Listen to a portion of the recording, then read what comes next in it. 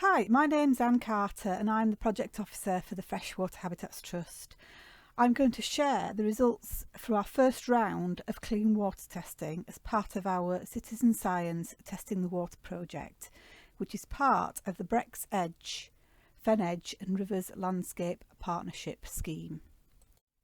So just a little bit first about the Freshwater Habitats Trust. So we started life as Pond Action back in the late 1980s, an organisation that subsequently became Pond Conservation, with Jeremy Biggs and Penny Williams at the helm.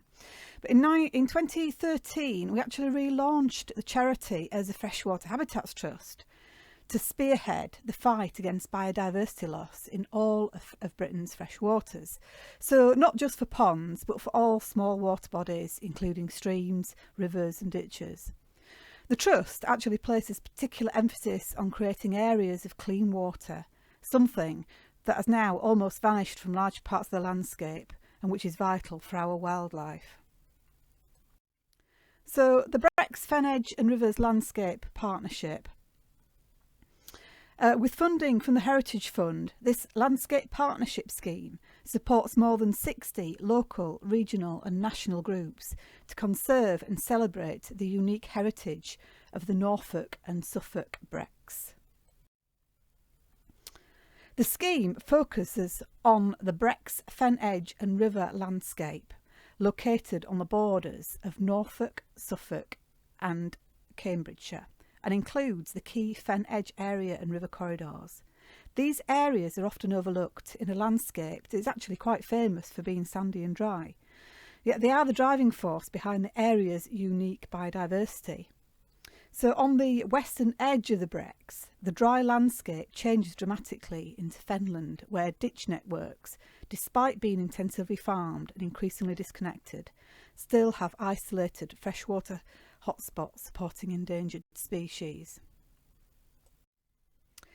So over a 5-year delivery period between 2020 and 2024, working with partners and communities, the partnership aims to deliver a minimum of 24 projects.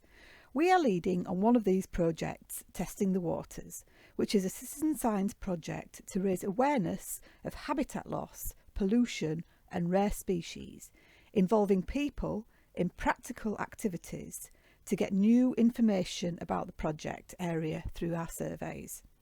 And one element of this project is the sampling of ponds, streams, ditches and rivers using rapid water quality test kits that make visible pollution that is otherwise invisible and largely unknown.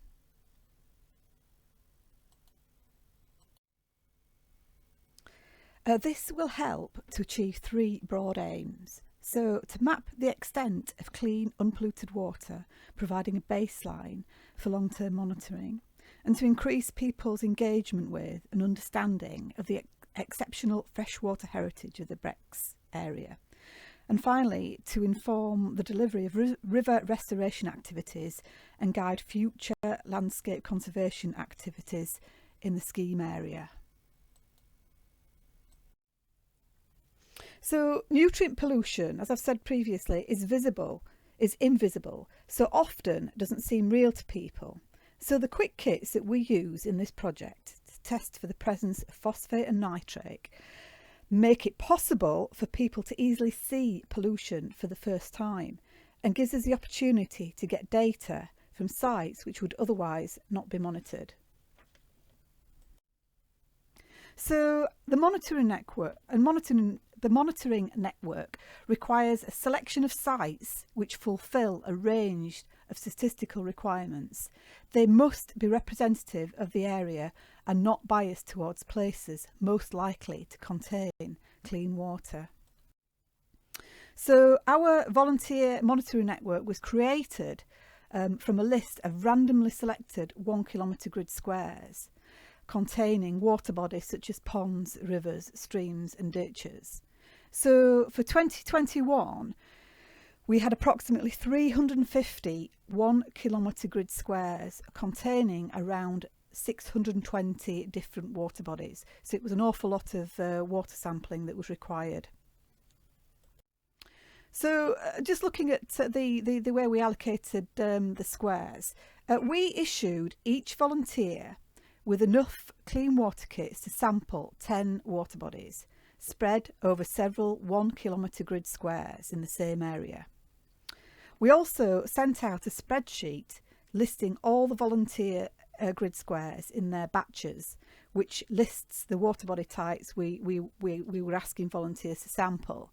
So in this example here, the first one, West Acre Swaffham, there were 9 water bodies in that batch, and you can see the grid squares. So the TF7815, for example, just had a river on it, and the TF7914 had a pond and a lake to sample. So we were asking volunteers to sample just one of each of the water body types in the square. So in this example, we had a pond. There are actually 2 or 3 ponds on that square, but we're just asking to sample one. A lake, a ditch and a river. So for this example, 4 kits would be used. So now I'd like to fill you in with the results so far.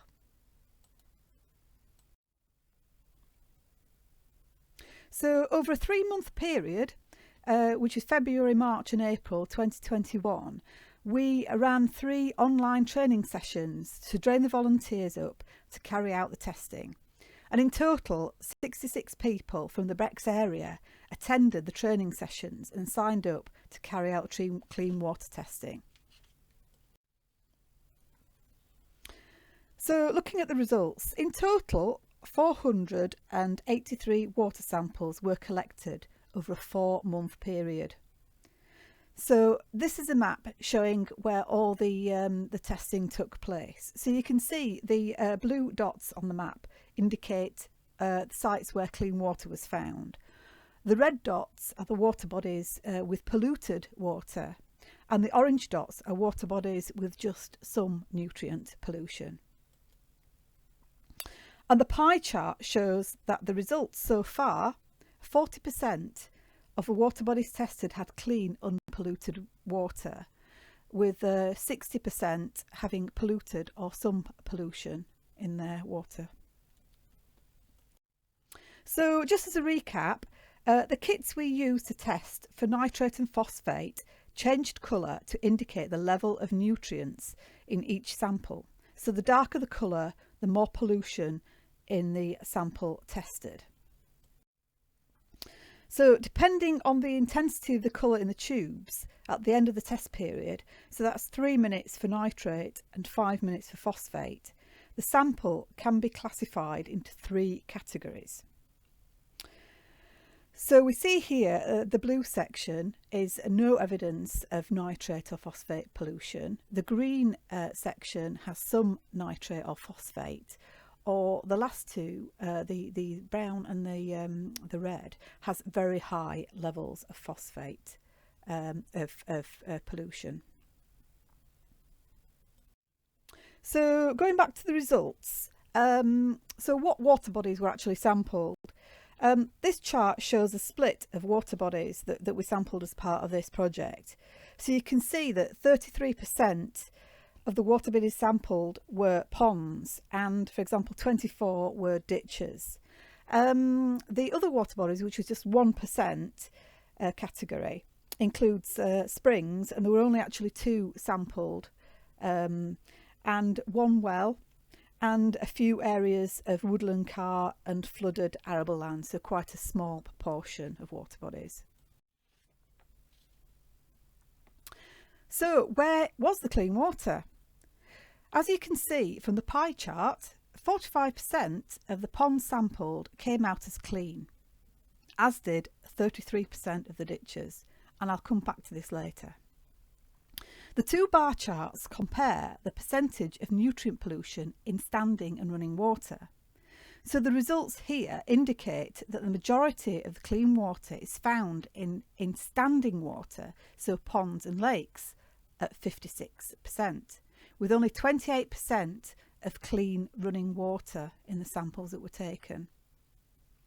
The second bar chart on the right shows a split of clean water across all the water bodies tested.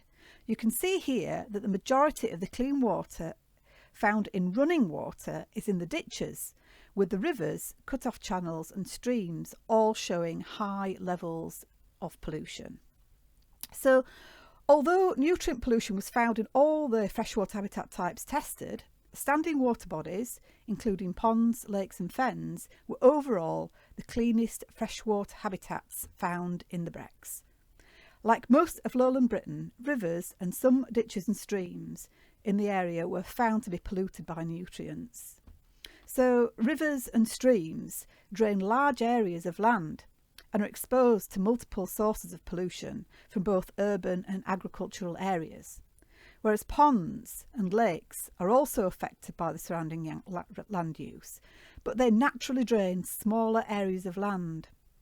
If the surrounding habitat is free from nutrient pollution, the ponds and lakes are likely to have clean water. And clean water is vital for freshwater biodiversity, so these unpolluted sites can support rich and valuable wildlife communities. So let's have a quick look a closer look at areas where clean water was found in this study. So in the Brecks, the cleanest pockets of water were found in the Stanford training area, that's Stanta, which is here, and around Thompson Common, both of which contain a mosaic of semi-natural habitats, including areas of breckland, grassland and heath, as well as standing water, wetlands and many springs and streams, which are largely unaffected by drainage, pollution and water abstraction. So many of the clean water ditches were also found in this area, and small pockets of clean water were also found in areas of semi-natural habitat, including Thetford Forest and smaller woodlands and nature reserves away from agricultural landscape. So delving a bit deeper, let's have a look at the Stanford training area. As you can see here, there is a majority of water bodies tested were split between ponds, ditches and streams. And looking at the bar chart on the right, there was actually only one spring sampled which came out clean and one fen area which came out polluted. So taking these out of the equation, the majority of the clean water was found in standing water, ponds and lakes and running water, ditches and streams. And not surprisingly, the rivers sampled in this area came out worst in the pollution stakes. As I said previously, the reason why the ditches and streams came out reasonably clean is probably down to the surrounding land use. And looking at Thompson Common, the majority of water bodies tested here, like the Stanta site, are split between ponds, ditches and streams. No rivers were actually sampled in this area. But looking at the bar chart on the right, there was only one lake sampled, which came out clean, and one fen area, which again came out polluted. So again, taking these out of the equation, the majority of the clean water was found in ponds, followed by ditches and streams. So just a little bit of background about Thompson Common. The site comprises a mosaic of habitats, including various open water and fen communities, a bit of scrub, woodland and grasslands, and an artificial lake, which, as we've seen, came out clean. So lying to the north of the Brecklands, its position on a tributary of the River Wisley has lent the site more of a damp lowland grassland character than the typical dry Brecks heath. The diversity of the grassland communities is enhanced by the presence of damp and water-filled depressions known as pingos, formed at the end of the last glaciation, where various open water and fen communities have developed. Thompson Common takes in the highest density of ground ice depressions of any of the remaining Breckland pingo systems. So a copy of our report from October 2021 can be found on our website. And finally, I'd like to finish off with sharing a few images sent in by some of our brilliant volunteers who helped us collect this data over the spring of 2021. Thank you very much for listening.